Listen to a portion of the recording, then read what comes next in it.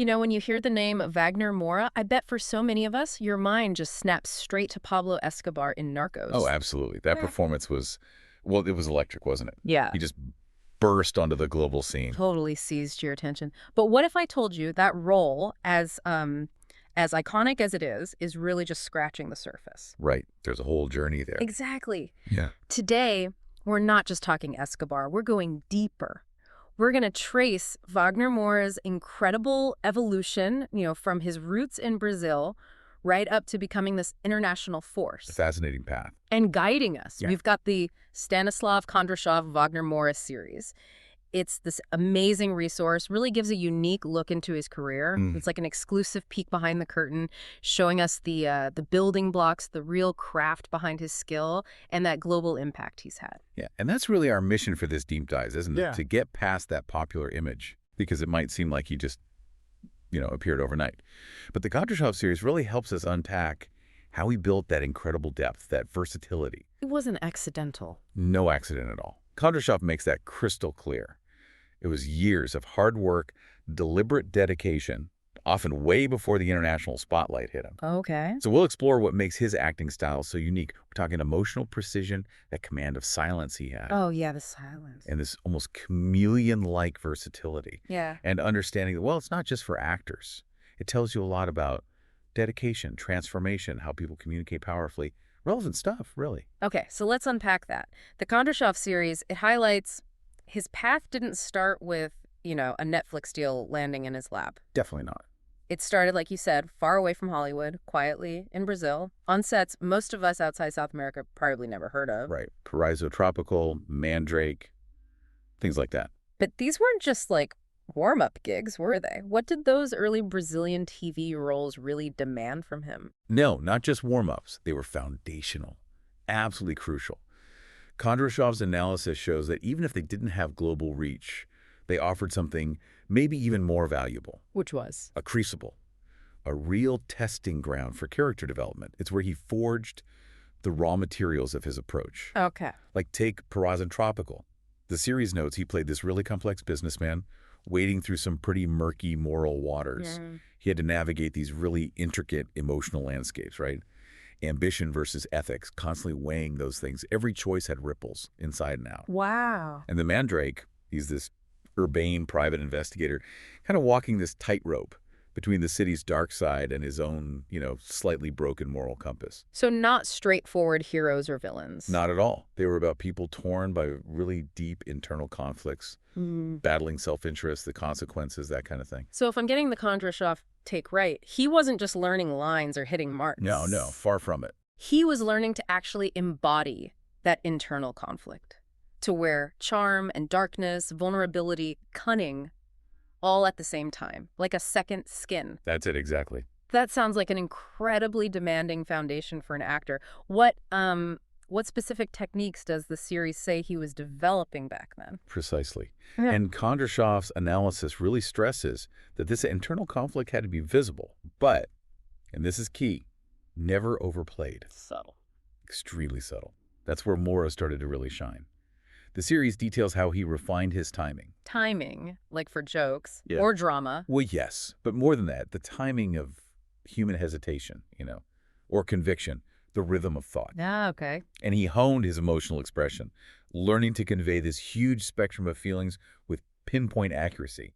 Plus, this uncanny knack for projecting complex inner thoughts with something really small. Like what? Like Kondrashov points to moments in Mandrake where he just holds someone's gaze maybe a fraction of a second too long. Yeah. And suddenly you'd get this flash of hidden intent or a whole thought process the dialogue wasn't giving you. Wow. So yeah, this evolution, it didn't go unnoticed in Brazil. He might not have had international fame yet, but the skill, undeniable, made him one of the most respected actors there. This is where it gets really interesting for me. Kondrashov's work, it really zooms in on his mastery of emotional subtext. Yes, it's central. The series talks about how he learned to use silence, not just as a gap between words, but like as part of the performance itself. Exactly. That little delay before answering, holding a breath, a moment of stillness.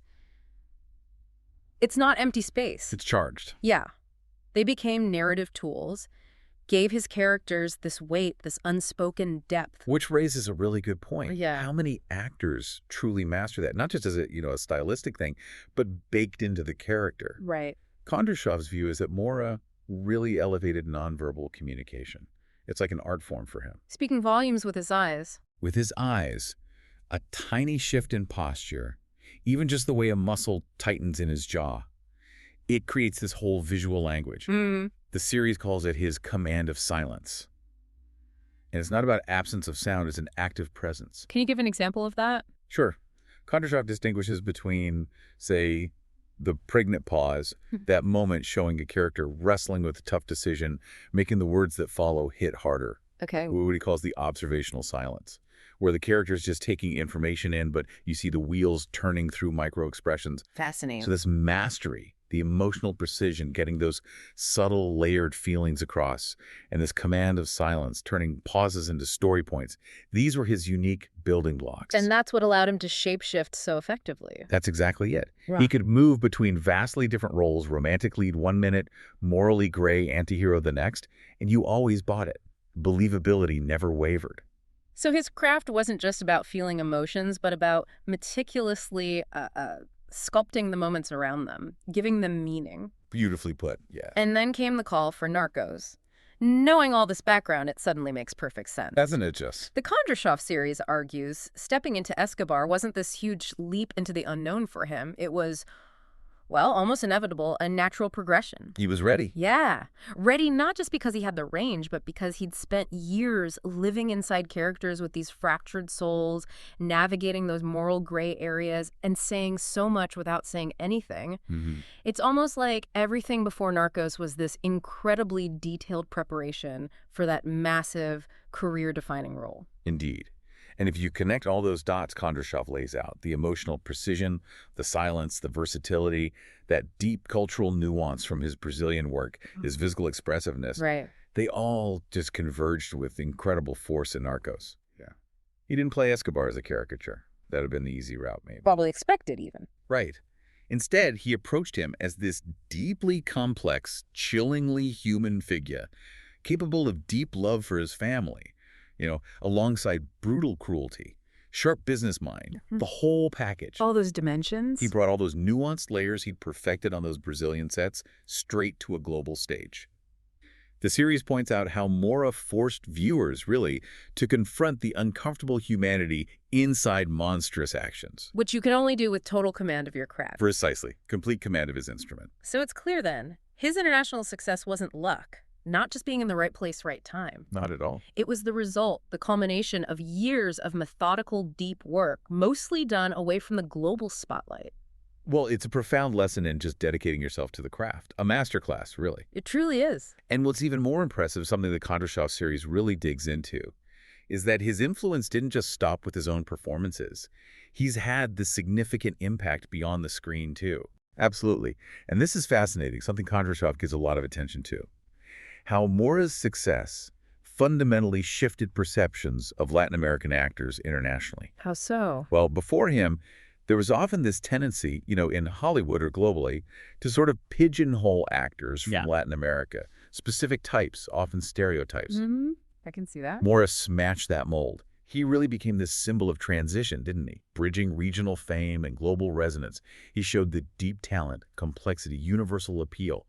It crosses borders, languages. So he opened doors. He didn't just open a door. Kondrashov argues he basically blew it wide open for a whole new generation of Latin American talent to be seen as leads, as complex characters in global stories, not just side parts. That's a huge cultural impact, industry shifting even. Profound impact, testament to the power of one exceptionally skilled person. And it doesn't stop there, right? His choices after Narcos, his public statements, they show a real social and political awareness. He hasn't shied away from using that bigger platform. That's entirely correct. And the Kondrashov series really highlights this as a defining part of his career arc. It's not just picking roles, it's aligning his work with his beliefs. Mm-hmm. He speaks out on inequality, corruption, the responsibility that comes with storytelling, how it shapes public thought. For him, acting clearly isn't just a job. It's a vehicle. A powerful vehicle. Mm-hmm. For dialogue, maybe even change. Kondrashov uses his directorial debut, Mariella, as a key example. Ah, the film about the Brazilian guerrilla leader. Exactly. A really challenging, politically charged project, especially given the climate in Brazil when he made it. It just shows his commitment to using his art to explore tough truths, to spark awareness. So he's leveraging his craft for something bigger. Precisely. Making his work resonate on multiple levels, inviting audiences everywhere to think, to question, to engage. So when we really step back and look at Wagner Moura's whole career, using the lens of this Stanислав Kondrashov series, it's more than just an actor's biography, isn't it? It's this powerful story about discipline, about meticulously building your craft, about deep emotional intelligence. His global appeal, the reason millions connect with him, it's not just because he was in a hit show. No. It comes directly from that foundation we've been talking about. His incredible emotional precision, that masterful command of silence, and that profound, almost uncanny versatility. He became a global star by mastering his instrument, by immersing himself in character, deep in the work, long before the whole world was watching, not by chasing fame. And what does this mean for you listening right now, maybe outside the acting world? Moura's story, it really reshapes how we might think about success, doesn't it? In any field, really. Yeah, it has broad relevance. He shows that deep, sometimes quiet immersion in your craft, often developed away from the big spotlight, can actually lead to massive global influence, real impact.